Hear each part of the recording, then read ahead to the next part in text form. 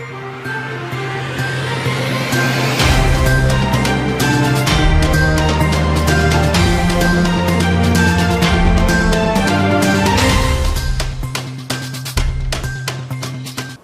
बस्तर की बात में आपका स्वागत है। मैं हूं शफक मीर। आइए सबसे पहले एक नजर डालते हैं आज की हेडलाइंस पर। जिन वार्डों में अधिक कोरोना संक्रमित व्यक्ति पाए जा रहे हैं, उसे कंटेनमेंट जोन घोषित कर सभी लोगों की जा रही है कोरोना जांच।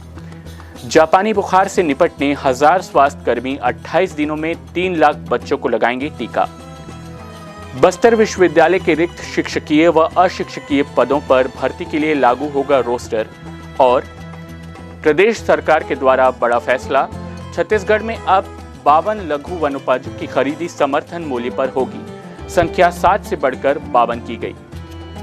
ठंड के बढ़ने और नगर में शादी ब्याह कार्यक्रमों के चलते कोरोना संक्रमण के बढ़ने का खतरा बढ़ गया है। इसे रोकने के लिए नगर निगम की 8 टीमें विभिन्न वार्डों में पहुंचकर कोरोना की जांच का कार्य कर रहे हैं और इसका अच्छा प्रतिसाद भी मिल रहा है। कोरोना संक्रमित व्यक्तियों की संख्या भी घट रही है। आइए देखते हैं एक रिपोर्ट। ठंड के बढ़ते ही शहर में कोरोना मरीजों की संख्या में वृद्धि की जा रही है, जिसे ध्यान में रखते हुए नगर निगम क्षेत्र में कोरोना संक्रमण को रोकने के लिए जिन क्षेत्रों में अधिक कोरोना संक्रमित व्यक्ति पाए जा रहे हैं, उन्हें कंटेनमेंट जोन घोषित कर क्षेत्र के लोगों की कोरोना की जांच की जा रही है। इसी क्रम में हाउसिंग बोर्ड, सिंधे कॉलोनी और हाट कचोरा को कंटेनमेंट जोन घोषित कर दिया गया है। इसी तरह रमैया वार्ड में भी कंटेनमेंट जोन घोषित कर क्षेत्र के सभी लोगों की कोरोना जांच की जा रही है। हम आपको बता दें कि इस क्षेत्र में 42 व्यक्ति कोरोना संक्रमित पाए गए थे और वर्तमान में भी 7 लोगों का कोरोना संक्रमित पाया जाना बताया जा रहा है, जिसे देखते हुए क्षेत्र के सभी लोगों की कोरोना वायरस स्वास्थ्य टीम द्वारा जांच की जा रही है। इस संबंध में जानकारी देते हुए नगर निगम आयुक्त प्रेम कुमार पटेल ने बताया, हम लोग अभी से देखें कि पहले जैसे जगदलपुर में पर डे 200 के आसपास केस आ रहा था, उसमें जो हम लोगों ने स्ट्रेटजी अपनाई थी, जो हमारी 8 मोबाइल टीम जो शहर में जाके अन्य जगह कई जगहों पे जांच करती है, उसकी वजह से आज की स्थिति में वो जो केस की संख्या है लगभग 20 के आसपास आ गई है। मतलब हमारे पास अभी 90% केस में कमी आई है पिछले 2 महीने में जो प्रयास किए हैं। और लेकिन जैसे हम देख रहे हैं कि ठंड का मौसम बढ़ रहा है, शादी ब्याह और पिछले समय में भी त्यौहार का भी मौसम था, तो उसमें केस ना बढ़े इसके लिए जो नई जो नीति कलेक्टर साहब के मार्गदर्शन में और उसमें जनप्रतिनिधियों का भी सहयोग मिला है, उसमें हमने ये डिसाइड किया है कि जो वार्ड है जहाँ पर वर्तमान में केस संख्या ज़्यादा है, वहाँ पर अगर हम पहले से ही एक दिन का कैंप लगा के और पूरा एरिया कंटेन करके प्रत्येक व्यक्ति की जांच करेंगे, तो उसमें जो केस निकल के आएगा उससे जो है बीमारी का संक्रमण नहीं होगा। इसी परिप्रेक्ष्य में हमने अभी तक 2 वार्ड को कंटेन करके पूरी तरीके से जांच कर ली है। पहला जैसे आपका हाउसिंग बोर्ड और सिंधी कॉलोनी किए थे, उसके बाद हाट कचौरा किए थे, तो 1 से 2 दिन में वहाँ पूरी जाँच करके जो लोग उस पॉजिटिव पाए उनका इलाज प्रारंभ हो गया। उसी प्रकार से अभी रमैया वार्ड को कंटेनमेंट बनाया गया, जहाँ पर टोटल अभी तक 42 केस आ चुका है और 7 लोग अभी भी पॉजिटिव हैं। तो 7 लोग पॉजिटिव मतलब उनसे फैलने का काफ़ी खतरा है। इसको ध्यान में रखते हुए उस क्षेत्र को कंटेनमेंट बनाया गया है और आज पूरी जांच सुबह 9-10 बजे से चल रही है। शाम तक पूरा वार्ड अपन कवर करने का प्रयास करेंगे और जितने लोग उसमें पॉजिटिव पाए जाएंगे उनका तत्काल इलाज प्रारंभ भी हमारी टीम जो स्वास्थ्य की लगी है वो उनको दवाई देकर प्रारंभ भी हो जाएगा इलाज। इस प्रकार से हम देखेंगे कि वार्ड है जहाँ 7 लोग एक्टिव है, अगर 2-4 और भी एक्टिव आते हैं पॉजिटिव, तो उनका इलाज प्रारंभ होने से उसका प्रसार है अन्य लोगों में नहीं होगा, जिससे कि वार्डवासी हैं वो कोरोना से काफ़ी उनको राहत भी मिलेगी। कोरोना से बचने के लिए अभी मास्क और सोशल डिस्टेंसिंग जरूरी है। उम्मीद है सभी लोग इसका पालन करते हुए अपने को और दूसरों को भी कोरोना संक्रमण से बचाने में सहयोग प्रदान करेंगे। बस्तर की बात, जगदलपुर। जापानी बुखार से निपटने के लिए स्वास्थ्य विभाग ने 4000 स्वास्थ्य कर्मियों की टीम बनाई है। अगले 28 दिन में 3 लाख बच्चों का वैक्सीनेशन बस्तर जिले में किया जाएगा। गौरतलब है कि मलकानगिरी में जापानी बुखार की वजह से साल 2016 में सैकड़ों बच्चों की मौत हो गई थी। इसके बाद से जापानी बुखार सुकमा, बीजापुर सहित बस्तर के कई इलाकों में देखा गया है। हालांकि ये एपिडेमिक के रूप में नहीं फैला, लेकिन जापानी बुखार से मौत के मामले भी सामने आ रहे हैं। छोटे बच्चों के लिए जापानी बुखार जानलेवा साबित हो रहा है। एपिडेमिक की तरह मलकानगिरी के बाद बस्तर के कई इलाकों में जापानी बुखार के मामले सामने आए हैं, लेकिन यहाँ ये संक्रमण तेजी से नहीं फैला। पिछले कुछ सालों में सुकमा जिले में एक के बाद एक जापानी बुखार के कई मामले दर्ज किए गए हैं, जिसके बाद वैक्सीनेशन की शुरुआत की गई है। सुकमा, बीजापुर, दंतेवाड़ा जिले के साथ बस्तर जिले में भी अगले 28 दिनों में 3 लाख बच्चों का टीकाकरण किया जाना है। बस्तर जिले में स्वास्थ्य विभाग ने 4000 स्वास्थ्य कर्मियों की टीम तैयार की है। वैक्सीनेटर, सुपरवाइजर, आंगनबाड़ी कार्यकर्ता समेत मितानिन भी इस टीम में शामिल हैं। कुल 446 टीम गठित की गई है। कलेक्टर ने निर्देश दिया है कि समय पर और सुरक्षित तरीके से वैक्सीनेशन का लक्ष्य पूरा किया जाए, ताकि जापानी बुखार से 1 से लेकर 15 वर्ष के बच्चों को संक्रमण से बचाया जा सके। जापानी बुखार 1 से 15 साल तक के जितने बच्चे होते हैं उनमें एक बुखार है जो कि क्यूलेक्स नाम के प्रजाति के मच्छर के काटने से होता है। इसका जो टीकाकरण है बच्चों में वो 1 से 15 साल तक के समस्त बच्चों को लगाया जा सकता है।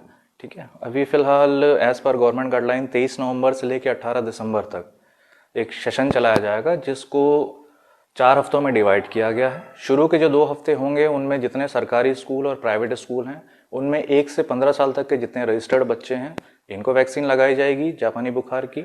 और जो सेकेंड 2 हफ्ते बचेंगे उसमें जितने सब सेंटर हैं, आंगनवाड़ी सेंटर्स हैं और रूटीन इम्यूनाइजेशन के जो साइट्स हैं उनमें जो 1 से 15 साल तक के बच्चे बच जाते हैं उनको वैक्सीनेशन किया जाएगा। स्कूलों में लगेंगी जो शुरू के 2 हफ्ते होंगे उनमें, और जो लास्ट के 2 हफ्ते होंगे उनमें जो रूटीन सेशन साइट्स होते हैं जैसे कि सब सेंटर हो गए, CSCs हो गए, आंगनवाड़ी सेंटर हो गए और उनकी जो रूटीन इम्यूनाइजेशन साइट्स होती हैं इनमें बच्चों को वैक्सीन लगेगी। संक्रमण से मौत और विकलांगता तक का सामना करना पड़ता है। सुअर और पक्षियों के जरिए मच्छरों से होता हुआ ये वायरस बच्चों तक पहुंच जाता है।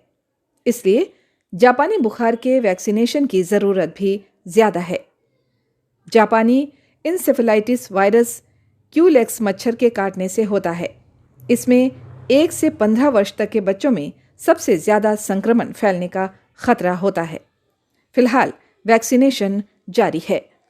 बस्तर की बात, जगदलपुर। बस्तर विश्वविद्यालय में वर्षों से शिक्षकों और कर्मचारियों के पद रिक्त पड़े हैं। रिक्त पदों पर नियुक्ति नहीं होने से कार्य प्रभावित होने के साथ ही विद्यार्थियों की पढ़ाई भी प्रभावित हो रही है। जिस उद्देश्य को लेकर बस्तर विश्वविद्यालय की स्थापना हुई थी उसकी पूर्ति होती नजर नहीं आ रही है। बस्तर संभाग के विद्यार्थियों को उच्च शिक्षा में होने वाली दिक्कतों को दूर करने के उद्देश्य से बस्तर विश्वविद्यालय की स्थापना 2008 में की गई थी, लेकिन अब तक आवश्यकता के अनुरूप शिक्षकों और कर्मचारियों की नियुक्ति नहीं होने से संचालन में परेशानी बनी हुई है। विद्यार्थियों की पढ़ाई भी प्रभावित हो रही है। बस्तर विश्वविद्यालय में 10 अध्ययनशालाओं का संचालन किया जा रहा है। इसके लिए 65 शिक्षक पदों की स्वीकृति है, लेकिन केवल 6 ही पदों पर नियुक्ति हुई है। रिक्त 59 शिक्षकों के पदों पर नियुक्ति की प्रक्रिया आरंभ हुई थी, लेकिन उस पर भी रोक लग गई है। अब पुनः नियुक्ति आदेश मिलने के बाद प्रक्रिया प्रारंभ होने की बात प्रबंधन द्वारा कही जा रही है। इसी क्रम में 155 स्वीकृत पद हैं, लेकिन 29 पदों पर ही नियुक्ति हुई है। रिक्त पदों पर कुछ दैनिक वेतनभोगी कर्मचारियों के माध्यम से कार्य किया जा रहा है। शासन के नए निर्देश के अनुसार रिक्त पदों पर भर्ती के समय वर्तमान रोस्टर का पालन किया जाना अनिवार्य किया गया है। उनका पालन करते हुए रिक्त पदों पर भर्ती की जा सकेगी। इस संबंध में जानकारी देते हुए बस्तर विश्वविद्यालय के कुलपति प्रोफेसर SK सिंह ने बताया, हाँ, विश्वविद्यालय इस दिशा में प्रगति ये किए हुए हैं कि अब कनिष्ठ आयोग को 10 जो क्लास 3rd 4th की पोस्ट की भर्तियां होनी थी उनके कागज़ कनिष्ठ आयोग को देने जा रहा है कि उस पर कार्रवाई करके उन पोस्ट को विश्वविद्यालय के लिए भर दिया जाए। और जो विश्वविद्यालय के शिक्षकों के पद हैं उनकी भर्ती के लिए हमें ऑलरेडी कागज़ मिल चुका है कि रोस्टर स्टेट गवर्नमेंट का जो रोस्टर है वही रोस्टर लगाना है और विश्वविद्यालय को एक यूनिट मान करके रोस्टर लगाना है। इसका मतलब ये है कि रीडर की सब पोस्ट को एक यूनिट मान लेंगे, प्रोफेसर के सभी पोस्ट को एक यूनिट मान लेंगे और लेक्चरर के सभी पोस्ट को एक यूनिट मान करके हमको स्टेट गवर्नमेंट का रोस्टर लगाना है और उसके ऊपर फिर विश्वविद्यालय एडवर्टाइज करके भर्ती कर सकता है। अभी केवल चूँकि कोरोना काल में भर्ती पर थोड़ी सी रोक लगी हुई है, हम सरकार को लेटर लिख रहे हैं कि वहाँ से जो ही हमको अनुमति मिलती है उसके बाद हम एडवर्टाइज करके इन पोस्ट को भरने की कोशिश करेंगे। उम्मीद है शासन प्रशासन द्वारा बस्तर के विद्यार्थियों के हितों को ध्यान में रखते हुए बस्तर विश्वविद्यालय में शिक्षकीय और अशिक्षकीय रिक्त पदों पर शिक्षक नियुक्त करने की दिशा में कार्य करेगा। बस्तर की बात, जगदलपुर। राज्य सरकार के द्वारा छत्तीसगढ़ राज्य में अब 38 लघु वनोपजों की खरीदी समर्थन मूल्य पर करने का फैसला लिया गया है। साथ ही साथ संघ के द्वारा भी 14 लघु वनोपजों की खरीदी का निर्णय लिया गया है। पेश है एक रिपोर्ट। वनवासियों की जीविका का साधन वनोपज होता है।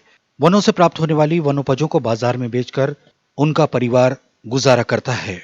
इन्हीं वनवासियों के हितों को ध्यान में रखते हुए राज्य सरकार द्वारा इनका समर्थन मूल्य पर खरीदी किए जाने का निर्णय लिया गया है। साथ ही ऐसे वनोपजों की संख्याएं भी बढ़ाई गई है जिनकी खरीदी की जाएगी। समर्थन मूल्य पर खरीदी होने से वनवासियों की आर्थिक आवश्यकताओं की पूर्ति होगी। जिन 7 नवीन लघु वनोपजों को खरीदने का निर्णय लिया गया है उसमें कुसुमी बीज, रीठा फल, शिकाकाई की फल्ली, सतावर जड़, काजू गुठली, माल कांगनी बीज और माहुल पत्ता शामिल है।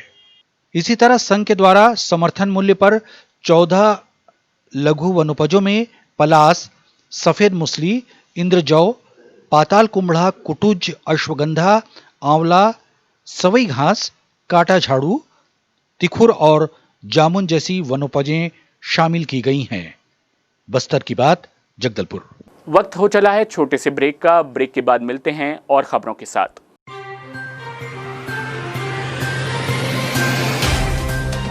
सफर जगतुगुड़ा से जगदलपुर का नित नई करवट लेता शहर हमारा, चौक चौराहों से होता हुआ विकास की गाथाएं गढ़ता बस्तर हमारा।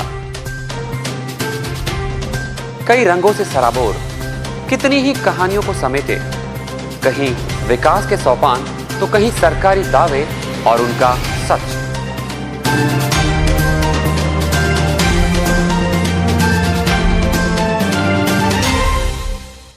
आतंक से दहलते जंगल, जमीन और जीवन, साहस और धैर्य से करवट लेती जिंदगी, राजनीति की चौसर के जाने अनजाने दांव, व्यवस्था की खूबी, कमी और खामी, खूबसूरत नजारे। अब होगी हर बात हमारे साथ, बस्तर की बात।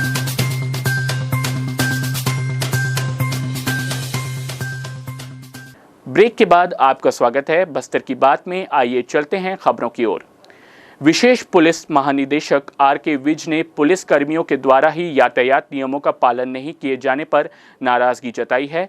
उन्होंने कहा है कि ऐसा करने से न केवल पुलिस की छवि खराब हो रही है बल्कि आम जनता ही कानून के रखवालों पर सवाल उठा रही है। विशेष पुलिस महानिदेशक के द्वारा रेंज के आईजी और एसपी को निर्देश दिए गए हैं कि वे अपने विभाग के अधिकारियों और कर्मचारियों को यातायात नियमों का पालन किए जाने की समझाइश दें, जिससे आम नागरिक भी यातायात नियमों के अनुसरण कर सकें। 5वीं वाहिनी स्थित कंगोली में 114 नव आरक्षकों का बुनियादी प्रशिक्षण पूरा कर लिया गया है। इस दौरान अपनी ट्रेनिंग पूरी करने वाले आरक्षक होने पासिंग परेड की बस्तर एसपी दीपक झा ने इन आरक्षकों को शपथ दिलाई। इन 114 नव आरक्षकों ने 10 महीने की कठिन ट्रेनिंग पूरी की है। अब ये जवान नक्सल विरोधी अभियान का हिस्सा बनेंगे। बता दें कि 5वीं वाहिनी कंगोली में ये 13वां सत्र है जो पूरा हुआ। पूर्व में ये जवान आरक्षक ट्रेडमैन कहलाते थे, अब ये जवान आरक्षक कहलाएंगे। पुलिस अधीक्षक दीपक झा ने हमें बताया। हाँ, आज ये 5वीं वाहिनी कंगोली में 13वां सत्र नवारक्षक बुनियादी पासिंग आउट परेड संपन्न हुआ। इसमें 114 CTM आरक्षक ट्रेडमैन होते हैं जो सिविलियन होके आरक्षक में शामिल हुए थे। आरक्षक वर्ग में उनका बुनियादी प्रशिक्षण आज लगभग 10 महीने के बुनियादी प्रशिक्षण समाप्त हुआ है इस अवसर पर मैंने उन सभी को ढेर सारी बधाई और शुभकामनाएं देता हूं और उनके परिवार को भी बधाइयां देता हूं। निश्चय ही इनके CF में प्रत्यक्ष रूप से फाइटिंग फोर्स में शामिल होने से जो नक्सल उन्मूलन की दिशा में जो बस्तर पुलिस और छत्तीसगढ़ पुलिस का जो प्रयास है उसमें सहयोग मिलेगा। छत्तीसगढ़ में समर्थन मूल्य पर धान खरीदी 1 दिसंबर से शुरू हो चुकी है। समर्थन मूल्य पर धान की खरीदी करने के लिए शासन ने इस बार खरीदी केंद्रों से लेकर संग्रहण केंद्रों में तगड़ी निगरानी रखी है। बस्तर के सीमावर्ती इलाकों में मौजूद धान खरीदी केंद्रों में बिचौलियों के धान खपाने के मामले सामने आने के बाद इस साल प्रशासन बिचौलियों पर नजर रखने के लिए खास सतर्कता बरत रही है। गुरुवार को पुलिस महानिदेशक ने प्रदेश भर के पुलिस के आला अधिकारियों के साथ हुई बैठक के बाद बस्तर में भी अवैध धान के परिवहन को रोकने और बिचौलियों पर कार्रवाई करने बस्तर आईजी ने सारे इंतजाम दुरुस्त कर लेने की बात कही है। बस्तर आईजी ने जानकारी देते हुए बताया कि बस्तर संभाग के 7 जिलों में धान खरीदी शुरू हो चुकी है। संभाग के 3 जिलों में तेलंगाना, उड़ीसा और महाराष्ट्र के बॉर्डर हैं। हर साल इन्हीं सीमावर्ती इलाकों से धान खपाने की शिकायतें मिलती है। इस बार इस सीमावर्ती इलाके में फूड विभाग और प्रशासन के साथ साथ पुलिस विभाग भी खास नज़र बनाए हुए है। आईजी ने बताया कि बॉर्डर इलाकों में मोबाइल चेक पोस्ट लगाने के साथ ही नाकेबंदी भी की गई है। संदिग्ध व्यक्तियों से पूछताछ भी जारी है। कई बार ये भी शिकायत मिलती है कि सीमावर्ती इलाकों में मुख्य मार्ग के अलावा जंगल के रास्ते बिचौलिए धान खपाने की कोशिश करते हैं, जिसे देखते हुए पुलिस विभाग और वन विभाग की उड़नदस्ता टीम जंगल के इलाकों में भी पूरी तरह से निगरानी रखे हुए है। दूसरे राज्य का एक भी धान बस्तर में नहीं खपाया जा सके, इसके लिए सुरक्षा के पुख्ता इंतजाम किए गए हैं। दरअसल बस्तर संभाग के 40 से अधिक उपार्जन केंद्र ऐसे हैं जो सीमावर्ती राज्य से लगे हुए हैं। इन केंद्रों में हर साल बड़ी मात्रा में बिचौलियों के धान खपाने की शिकायत मिलती रही है। ऐसे में इस बार विशेष टीम गठित करने के साथ GPS सिस्टम से भी ट्रकों में निगरानी रखने की बात सामने आई है। इसके अलावा इस साल सभी केंद्रों में केंद्रवार निगरानी अधिकारी की भी नियुक्ति की जाने की बात प्रशासन के अधिकारियों ने कही है। छत्तीसगढ़ राज्य में 1 दिसंबर से धान खरीदी की प्रक्रिया प्रारंभ हो गई है। बस्तर संभाग के अंतर्गत सीमावर्ती क्षेत्र जैसा उड़ीसा, आंध्र प्रदेश, तेलंगाना, महाराष्ट्र, इन 4 राज्यों का जितना भी आने जाने के जो रास्ता है, इनमें जो मोबाइल चेक पोस्ट के माध्यम से और नाकाबंदी के माध्यम से लगातार चेकिंग की कार्रवाई की जा रही है। इसमें पुलिस के साथ साथ स्थानीय प्रशासन और फूड डिपार्टमेंट का और अन्य संबंधित विभाग का अधिकारी कर्मचारी भी शामिल है। अब तक जो प्रक्रिया बहुत स्मूथ तरीके से चलते आ रहा है और हमको पूरा विश्वास है जो स्थानीय किसान के हित में जो शासन ने जो निर्णय लिया गए थे उसका पूरा फायदा इधर के जो बस्तर के क्षेत्र के जो हमको किसान लोग का प्राप्त होगा और बाहर से अनधिकृत रूप से आने वाला जो अवैध धान है इसको रोकने के लिए पुलिस और जो स्थानीय प्रशासन को सफलता प्राप्त होगा। जगदलपुर शहर के बोधघाट क्षेत्र में बड़ी वाहनों के चलने की वजह से सड़कों का हाल बेहाल है और लगातार दुर्घटनाओं का खतरा बना रहता है।